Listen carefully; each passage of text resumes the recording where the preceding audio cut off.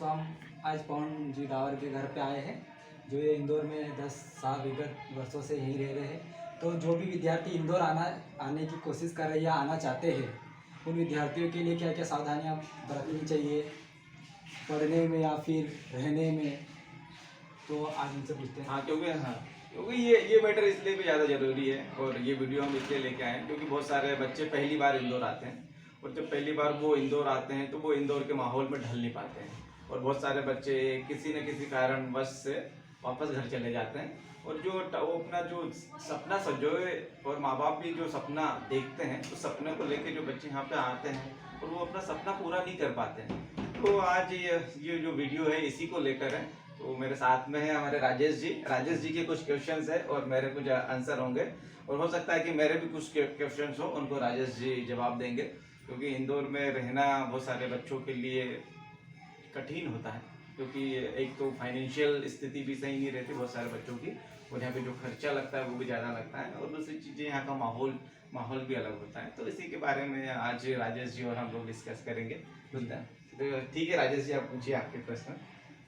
जी, यहाँ पे जैसे कोई विद्यार्थी है, इससे स्टडी के ऊपर कोई बताइए। हाँ, तो जैसे कि बच्चा जैसे 12वीं पास करता है अधिकतर या टेंथ पास करता है, जो 10th पास करता है वो IITs और जेई, ठीक है, और LLB ऐसे सपने सजे हुए आता है और यहाँ पे जो कोचिंग ज्वाइन करता है। तो सबसे पहले तो उन बच्चों के लिए भी कि सही कोचिंग वो चुने जी, क्योंकि अधिकतर बच्चे एक दूसरे की बातों में सुन के आ जाते हैं और यहाँ पे कोचिंग लगा लेते हैं, जबकि कोचिंग में पहले फीस जमा करवा लेते हैं। तो जब वो कोचिंग जाते हैं 1 महीना उनको समझ में ही नहीं आता, फिर वो कोचिंग छोड़ देते हैं। हमारे साथ में थे हमारे एक साथी थे अश्विन गोरे, जो भी आए थे यहाँ पे PAT की कोचिंग करने। उन्होंने भी कोचिंग ज्वाइन की थी, लेकिन कुछ समय बाद, मैं कोचिंग का नाम नहीं बोलूंगा, कुछ समय बाद उनको कोचिंग समझ में नहीं आई है, मतलब कि जो कोचिंग में पढ़ाते थे वो उनके लेवल का नहीं था अश्विन जी के हिसाब से। तो फिर वो उसको छोड़ दिया उन्होंने। वो नहीं फीस भी पूरी जमा कर दी थी? उन्होंने हाफ फीस जमा करी थी, शायद से 30,000 या 35,000 जमा कर दिए थे और कुछ और बचे थे जो सेकंड किस्त में था उनका था। लेकिन वो उन्होंने 1 महीना ज्वाइन किया और उनको जब कुछ समझ में ही नहीं आ रहा था क्योंकि वहाँ पर पढ़ाने का लेवल अलग था और बच्चे का जो हमारा अश्विन जी था उनका लेवल कुछ अलग था।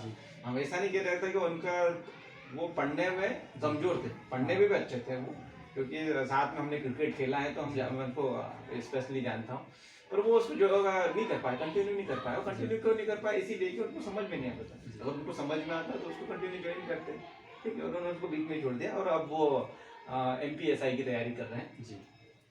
तो इस चीज को विशेष ध्यान दें कि पहले तो बच्चे क्या करें कि हमारे कौन सी कोचिंग ज्वाइन करें और कौन सी कोचिंग ज्वाइन करें। इससे जो भी हमारे जो पहले से या तो जिन्होंने कोचिंग कर ली है, जो हमारे संपर्क में है, या तो बच्चे के संपर्क में या उनके माँ बाप के संपर्क में हो या फिर किसी भी रिश्तेदार के संपर्क में, तो बच्चे और माँ बाप उनसे पूछे पहले कि क्या हमें कौन सी एलन ज्वाइन करना है, कि आयाम ज्वाइन करना है, कि राइबोसोम ज्वाइन करना है, ये वो कुछ कोचिंग है, क्या फिजिक्स वाला ज्वाइन करना है, ये उनको पूछना पड़ेगा। वहाँ पर डेमो क्लास देखे। तो एक तो ये तो था कि 10वीं और 12वीं के बच्चों के लिए जो कि इनकी नीट और IITs की तैयारी करने के लिए यहाँ पे आए, तो ये उनके लिए था। अब उनको जब यहाँ पे आए तो उनको ये भी ध्यान रखना है कि जो अगर साथ में स्कूलिंग कर रहे हैं क्या, ठीक है, अगर वो स्कूलिंग 10th से आ रहे हैं तो 11-12 कोचिंग के साथ में उनको करना पड़ेगा। तो किसी स्कूल में एडमिशन लेते हैं और वहाँ से करवाते हैं, या तो जो 12th पास करके आते हैं, ठीक है। तो उनको सबसे बड़ी दिक्कत आती है उनके लिए रेसिडेंशियल की, क्योंकि जब वो 10वीं और 12वीं का बच्चा रहता है वो उतना समझदार नहीं रहता। तो बहुत सारे पेरेंट्स बोर्डिंग में भी रखवा देते हैं और बहुत सारे रूम से भी रखवाते हैं। तो मेरा ये कि अगर रूम से रखवा रहे हैं तो उनके साथ में ऐसे व्यक्ति के साथ में रखवाएं जो कि बड़ा हो और पढ़ा लिखा, मतलब कि जो कॉलेज कर रहा हो और जो यहाँ पे पढ़ने के हिसाब से, घूमने फिरने के हिसाब से नहीं हो, ताकि हमारा जो बच्चे को हम जो भेज रहे हैं तो वो सेफ हैंड में हो और हमारा बच्चा डेली कोचिंग जा रहा कि नहीं जा रहा, उसको आ रहा कि नहीं आ रहा, तो जो उसका जो पार्टनर जिसके साथ हम रख रहे हैं वो बता सके, उसको बच्चे को भी बता सके और घर वालों को भी वस्तु स्थिति बता सके कि बच्चे के साथ में अभी ये स्थिति है और ये प्रॉब्लम आ रही है। तो ये तो उनके लिए हो गया। दूसरा था हमारा हॉस्टल में अगर हम रख रहे हैं जी, तो हॉस्टल में बहुत सारे हॉस्टल है। कोई 3,000 में रहना प्लस खाना दे रहा, कोई 4,000 में रहना प्लस खाना दे रहा, कोई 6,000 में रहना प्लस खाना दे रहा। तो वहाँ पर खाने की क्वालिटी क्या है, जी। वहाँ पे पानी कैसा है, जी। वहाँ का माहौल कैसा है, वहाँ का रहन सहन कैसा है, ठीक है, बच्चों को बेड दे रहे हैं या जो भी दे रहे हैं वो सुविधाएं सही है कि नहीं है। जी। क्योंकि बहुत सारे जो बच्चे आते हैं वो यहाँ के बीमार पड़ जाते हैं, उनको खाने का इशू होता है, खाने में बहुत सारे बच्चों को खाना नहीं जमता है, जी। ठीक है, वो कुछ समय बोर्डिंग में रहते हैं, फिर रूम से रहते हैं, फिर रूम से भी नहीं वो एडजस्ट कर पाते हैं ना बोर्डिंग में एडजस्ट कर पाते हैं, तो उनका सीधा सीधा जो प्रभाव पड़ता है वो किस पे पड़ता है, उनकी कोचिंग पे और उनकी पढ़ाई पे। जी। तो कोचिंग भी वो सही से जा नहीं पाएंगे, फिर जी। वो ना पढ़ाई कर पाएंगे, क्योंकि उनका शेड्यूल ही हो गया ना, बिगड़ जाता है। कुछ गलत नहीं। तो ये तो उनके लिए था। अब हम बात करें जो सर जी। स्वास्थ्य के ऊपर, जैसे कि इंदौर आते हैं कुछ विद्यार्थी, हाँ। उनका स्वास्थ्य गड़बड़ा जाता है। ये हम बात करेंगे उनके जो इसके बात करेंगे जब हमारा सामान्य जो फर्क नीचे आने जो कॉलेज के जो बच्चे हैं हाँ जी। और जो कि सरकारी नौकरी की तैयारी कर रहे हैं जी। उसको बताने के बाद में हम इस पर डिस्कस करेंगे, क्योंकि वो दोनों के लिए कंबाइन है, जी। है ना? तो अच्छा तो अलग अलग नहीं, सेम ही है। हाँ ठीक है।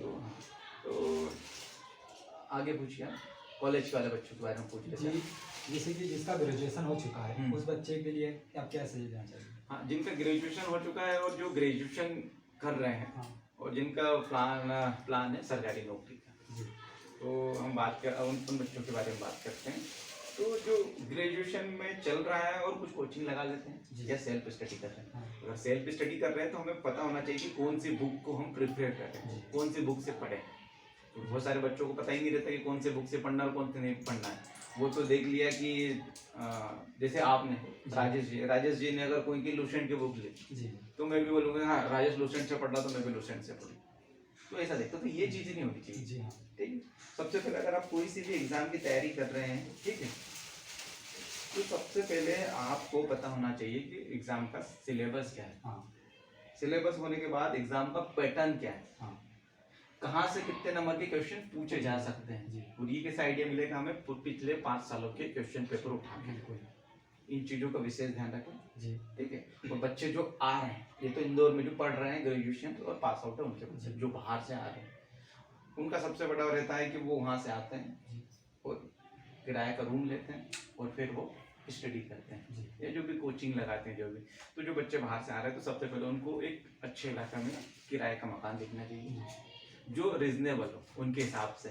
ऐसा ना हो कि हाई फाई ले ले, बहुत सारे बच्चे रहते हैं जो हाई फाई ले लेते हैं 1 BHK 2 BHK और उसमें टीवी में भी लगा लेते हैं और क्या पढ़ना फिर ना। तो ऐसा नहीं, तो पढ़ने के लिए आए तो सिर्फ पढ़ने के लिए ही आए यहाँ पे, क्योंकि अगर आप सरकारी नौकरी प्राप्त कर लेंगे या सरकारी नौकरी नहीं प्राइवेट नौकरी प्राप्त जो रोजगार हो आप खुद जी, बिल्कुल। निर्भर हो जाए तो फिर आप बाकी की चीज़ें आप करते रहें।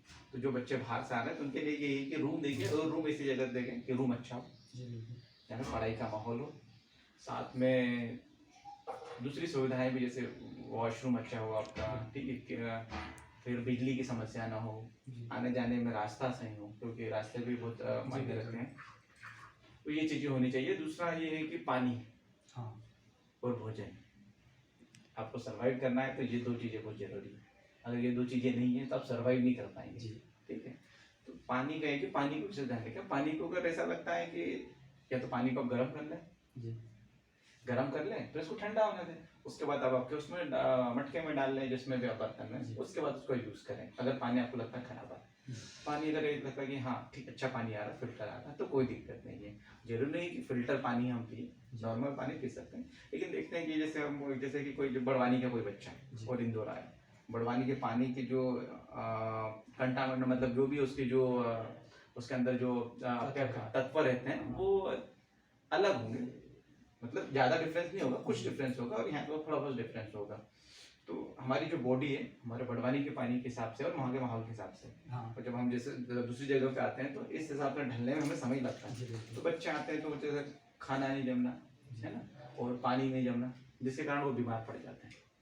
तो जैसे ही बच्चा आए तो आने के साथ ही वो अपने साथ में 3-4 चीज़ें जरूर रखें। मेडिकल किट जिसको बोलते हैं, कोई महंगी नहीं आती, सस्ती रहती है, जिसमें हम ही बना सकते हैं मेडिकल किट। एक 10 रुपये का ट्रांसपेरेंट जिसमें पेन में रखते हैं वो फेंक आता है, छोटा सा इतना बड़ा, उसमें आप 8-10 पैरासीटामोल की गोलियाँ रख लें और हमारे जो लूज मोशन की गोलियाँ रख लें, उसके बाद विक्स रख लें, आयोडेक्स रख लें, ठीक है, ये बाम कुछ रख लें और 1-2 सिरप रख लें खांसी की, ठीक है। ये आपको अगर सरकारी अस्पताल में जाते हैं तो वहाँ से आपको फ्री मिल जाएगा। उसके साथ में आप ग्लूकोज की 4-5 वो रख लें, पाउच रख लें, ठीक है। ORS के जो मिल जाते हैं आपको सरकारी अस्पताल आंगनबाड़ी में आसानी से मिल जाते हैं, ठीक है, क्योंकि अधिकतर उनको क्या वेस्टेज होता है तो उनको उपयोग हो जाएगा। तो ये चीजें हैं, है ना। उसके बाद अब ये तो हो गया, वहाँ पर आपका फोन आ रहा था, आप फोन भी कर रहे थे। तो ये तो चीज़ है कि ये चीज़ तो खाने पे ध्यान रखें, क्योंकि आपका पानी सही नहीं जमेगा तो आपकी तबीयत खराब होगी। तो अगर जैसे भी आपको लगे, और दूसरा खाना हो गया आपका, तो खाना भी आपको जैसे बाहर का खाते तो जम नहीं पाता, और यहाँ के हिसाब से खाना भी थोड़ा बहुत हम वो मेंटेन नहीं कर पाते जो घर में खाना मिलता है। तो बच्चे अधिक बीमार पड़ जाते हैं, उनको फूड पॉइजनिंग जैसे फिर टाइफाइड जैसे अधिकतर समस्या होती है। मेरे एक साथी थे संदीप मंडलोई, तो उन्हें अधिकतर यहाँ पर टाइफाइड की समस्या होती थी, ठीक है।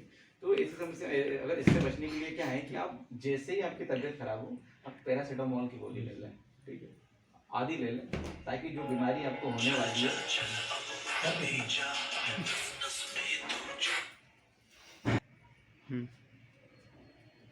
तो सर जैसे कोई 12th पास करके आया है, स्टार्ट। तो सर मेरा अगला क्वेश्चन ये है आपसे कि जैसे कोई बच्चा ग्रेजुएशन करके इंदौर आना चाहता है, तो उसके लिए कौन सी कोचिंग अच्छी रहेगी उसके लिए? जैसे कि जो ग्रेजुएशन कंप्लीट करके इंदौर आ रहा है, तो सबसे पहले वो कौन सी फील्ड में जाना चाहता है वो मायने रखती है, ठीक है, और उसको कौन सी जॉब स्पेशली लेना है, ठीक है। तो यदि हम देखें कि अगर आपका ही माने कि आपको PSC करना है और मुझे SI करना, मतलब सब इंस्पेक्टर बनना है, ठीक, तो आपका और मेरा ड्रीम अलग है, तो आपकी कोचिंग MPPSC की अलग होगी, स्पेसिफाइड होगी, नो स्पेशली जो MPPSC को ही पढ़ाती है, और जो मैं MPSI की तैयारी कर रहा हूँ तो मेरे लिए अलग होगी।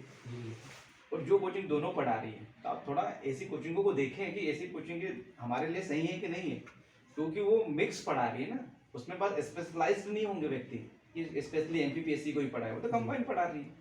तो ऐसी जगहों पर आप विशेष ध्यान दें, ऐसी जगह पर आप देखें कि जो सिर्फ MPPSC को ही पढ़ाती रहे, जो MPSI के ही तैयारी करवा रही हो, ऐसी कोचिंग को विशेष ध्यान दें, और वहाँ पर डेमो क्लास जाके देखें, 2 से 3 दिन डेमो क्लास जाके देखें, या जितने दिन भी वो दे रहा है, 1 हफ्ते तक दे रहा हूँ तो 1 हफ्ते तक की डेमो क्लास ज्वाइन करें सभी जगह पे, और वहाँ पे देखें कि हाँ कौन सा पढ़ा रहा, कौन सा नहीं पढ़ा रहा, और जो भी सेलेक्टेड कैंडिडेट्स हैं, अगर उस कोचिंग से हो या फिर उस कोचिंग से नहीं भी हो, दूसरे हो, तो उनसे एक बार आप जरूर राय लें, वो आपको सही बता देंगे कि कौन सी कोचिंग ज्वाइन करनी चाहिए, कौन सी नहीं करनी चाहिए, और उसके बाद आप डेमो क्लास देखेंगे, फिर आप उसको कंपेरिजन कीजिए कि क्या सही है क्या नहीं है, क्योंकि बहुत सारे कोचिंग ऐसी है कि वो सभी की तैयारी करवाती है, और जो फोकस रहता है उससे भटक जाती है, कि पटवारी की भी तैयारी कर रही है, कांस्टेबल की भी तैयारी करवा रहा है, सब इंस्पेक्टर की भी तैयारी करवा रहा है, इंजीनियरिंग की भी तैयारी करवा रहा है, PSC की भी तैयारी करवा रहा है, तो ऐसी कोचिंग सब मिक्स हो जाती है। और हमें पता है कि अगर आप मिक्स कोई चीज़ नहीं कर सकते ना, क्योंकि हम देखते हैं कि 10वीं के बाद एक स्पेशल सब्जेक्ट लेते हैं, क्यों लेते हैं सब्जेक्ट, उसी का स्पेशल पढ़ाया जाता है। तो हम भी एक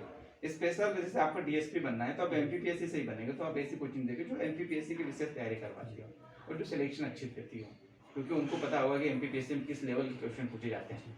जो सभी की तैयारी करवा रहा है वो तैयारी जरूर करवा लेगा, लेकिन उस हिसाब से नहीं करवा पाएगा जिस हिसाब से वो करवा रहा है। तो कोचिंग का इस प्रकार से विशेष ध्यान दें। दूसरा है आपका स्टडी का शेड्यूल।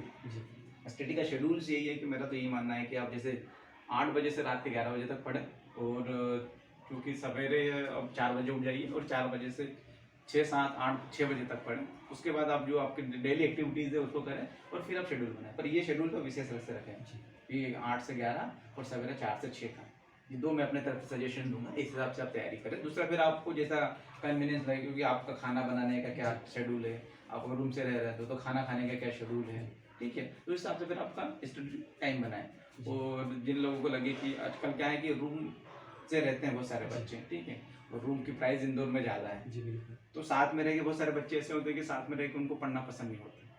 तो इंदौर में बहुत सारे कहते हैं अपन क्या जो खुलते हैं लाइब्रेरीज खुलती है, ठीक है, तो इसे लाइब्रेरीज में ज्वाइन कर लें जो 500 रुपये महीना ऐसा लेती है। वहाँ पे आपको पढ़ाई का माहौल मिल जाएगा, जी बिल्कुल, वो पढ़ाई कर लो वहाँ पे, और जब आप रूम पे आओ खाना बनाते टाइम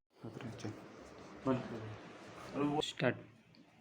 तो जो इंदौर में बहुत सारी लाइब्रेरीज खुल गई है, तो आप लाइब्रेरीज ज्वाइन कर लीजिए, जिसकी 500 रुपये फीस है, मेरे को लगता है 500 रुपये से स्टार्टिंग है। हाँ, वहाँ पे सभी बच्चे आते हैं, वहाँ पे स्टडी का शेड्यूल भी है, मतलब स्टडी मतलब कि माहौल अच्छा है, बिल्कुल, आप वहाँ पे तैयारी अच्छे से कर सकते हैं। और वो तैयारी करने के बाद आप रूम पे आइए, जब खाना बनाने का समय हो या फ्री टाइम हो, कुछ जब 1-2 घंटे जो फ्री टाइम निकालते हो 24 घंटे में से, तो उस समय वो डिस्कस कीजिए पड़े हुए का। जी तो उससे क्या होगा कि आप दोनों को बहुत सारे जो टॉपिक है वो कवर हो जाएंगे जी और चीज़ें याद भी हो जाएगी। क्योंकि हम देखते हैं पिक्चर देखने जाते हैं तो मूवीज हमें पूरी याद हो जाती है, बिल्कुल एक बार देखते हैं पूरी मूवी याद हो जाती है। क्यों हो जाती है?